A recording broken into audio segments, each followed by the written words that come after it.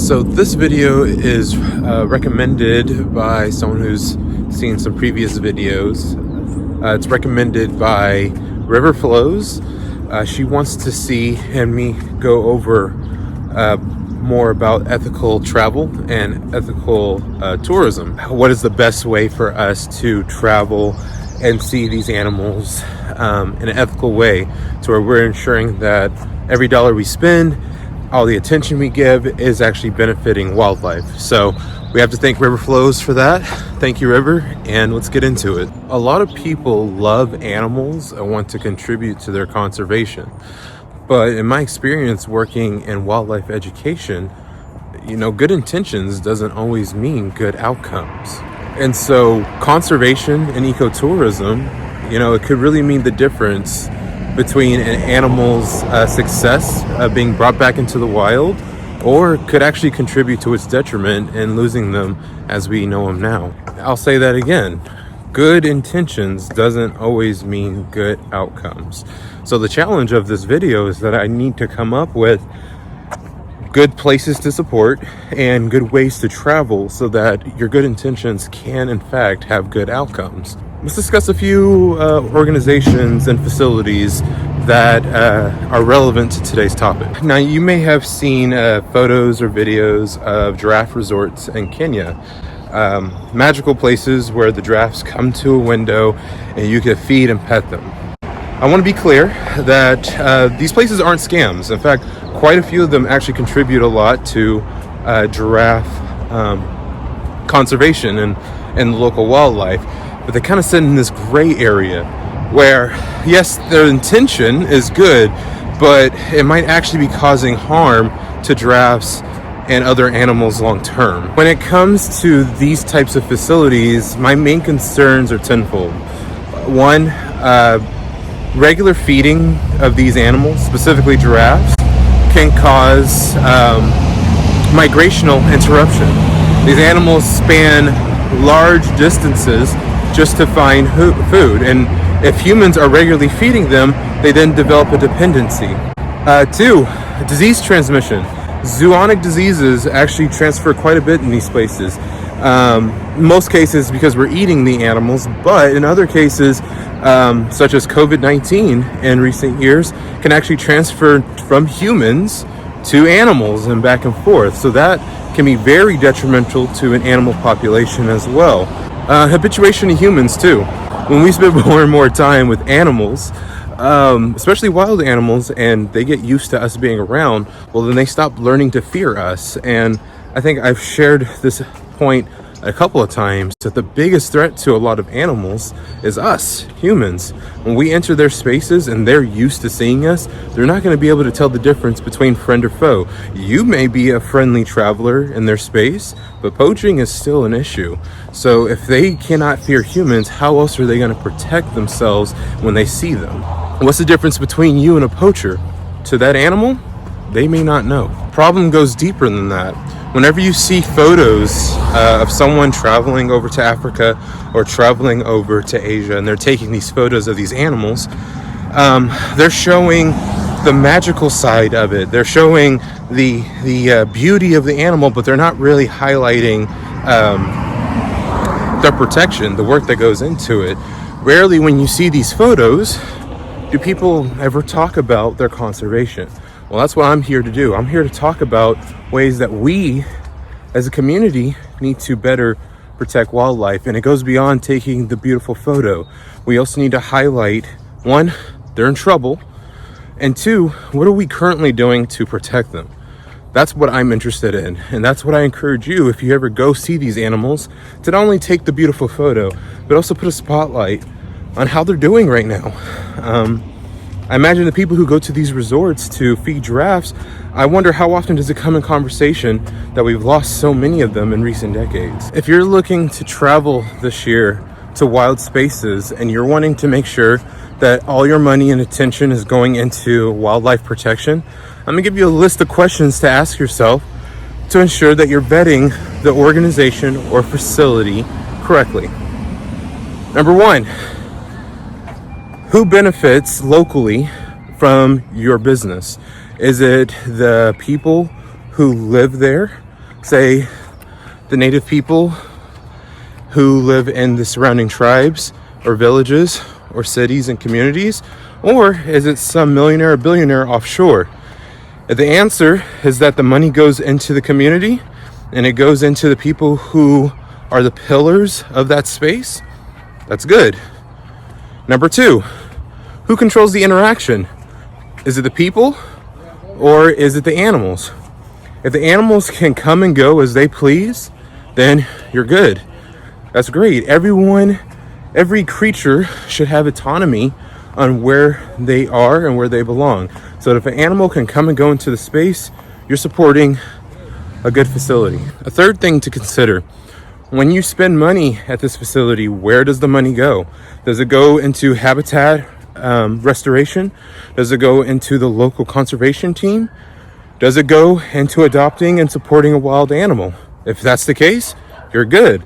However, if you can't find out where the money's going, that's a red flag. You need to start asking questions before you book a flight. Fourth and last question to consider. If you ask the person who's building the itinerary, or if you're asking the organization if seeing animals are guaranteed, and that's the word you want to use, guaranteed. If it's guaranteed that you're going to see an animal, huge red flag.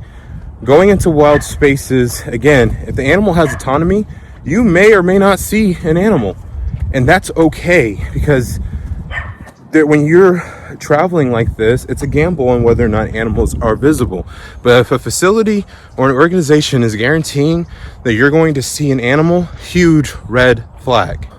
I'm going to give you some recommendations. If you want LaDaryn's stamp of approval for ecotourism and supporting conservation, here are a list of facilities and organizations that I feel comfortable of sharing and hoping you will consider for your next trip.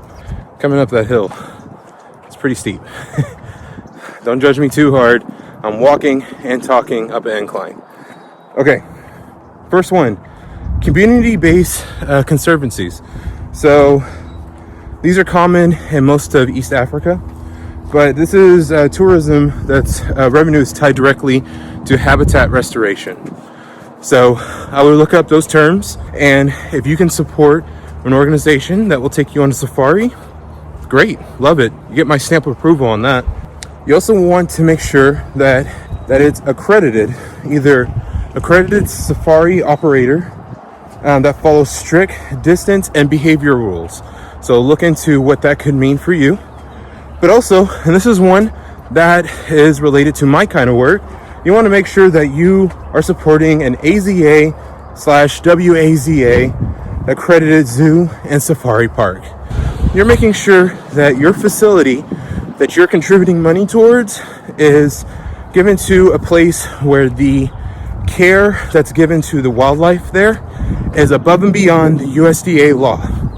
So it goes above and beyond the federal law when it comes to animal welfare. I believe when it comes to our travel and ecotourism that we need to create a standard of what that looks like. I think it's a standard that needs to be well known. You want to make sure that your money is going back into the facility that takes care of the animals or the animals themselves. So when it comes to ecotourism, this isn't meant to be hard.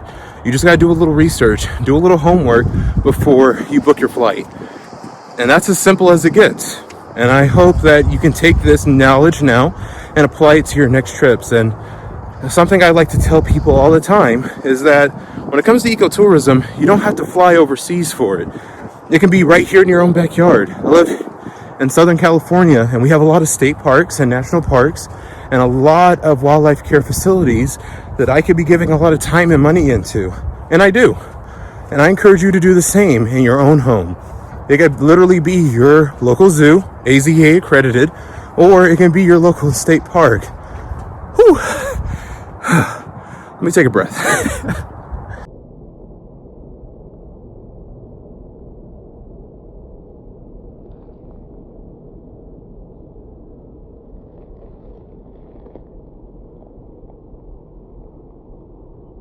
Now, we talked about what kind of organizations and facilities to support. Well, now let's talk about how do you conduct yourself when you go into these places. So if you ever go on a wildlife safari, these are a few things that I'm going to recommend that you do. Not recommend, I'm going to just say that you should do this. Don't recommend it. You should do this when you're going out into wild spaces. I talk about this at work all the time. The first thing that you should know, and I feel like it's quite obvious, don't feed the wildlife. No feeding. The animals have their own way of survival, and by feeding them, you're interrupting their natural behaviors. So no feeding. Second, silence is key. Imagine someone coming into your home, making a ruckus, yelling, screaming, pointing, right? You're gonna be disturbed by that, and the wildlife are no different. If you're entering their home and spaces, silence is key. It's tranquil. You would like the silence, show today. And 3, your guides, they're experts when it comes to these fields. Obey their rules. If they tell you something outside of what I'm saying here, you should agree with it with no negotiations. You are there it's a privilege to see wildlife in their spaces, and you are there to contribute to their protection. If a guide tells you that you cannot do something, do not argue with them. They know what they're talking about. I almost forgot a really big one, and we see this on the internet all the time. When you're entering wild spaces, keep your distance. I don't understand how someone can see an animal as big as an American bison and say, I can be friends with that. These animals aren't trying to be your friend. In fact, most of them will see you as a predator, and worse, they may even see you as prey. So keep your distance. Something that I always like to say, and I want it to be a mantra that I go by and I share with others, is that it is better to observe but not disturb the wildlife. Instincts will tell you a certain amount of feet. I'm going to tell you that it's always good to have a good barrier between you and the wildlife. That could be your Jeep vehicle, that could be a fence, that could be a wall, that could be a line of trees. But it's always healthy idea to keep a sensible distance from yourself and the wild animal. Okay, so what have we learned? 1, keep your distance when you're traveling and seeing wildlife. Follow your guide's instructions. Don't feed the animals. Don't pet the animals. It is always better to observe and not disturb the wildlife. Simple as it gets. I also want to give a shout out to River Flows.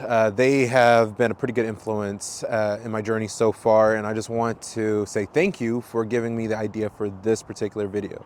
I understand that when it comes to travel, not everybody can do that, but for the people who can travel, especially travel on a regular basis, and if they want to help wildlife in the long term and make sure that every dollar that they spend, every attention given is going to help in their protection, I want to make sure that that's highlighted here. I'm also going to highlight some Instagram accounts that River Flows has shared with me that also gives you clues into how you can also travel ethically and also be an ethical tourist as well. So thank you guys for checking out this video. I got more coming, so be sure to give me a like, give me a follow, so give it a share, and I appreciate you guys watching another video. I'll see you next time.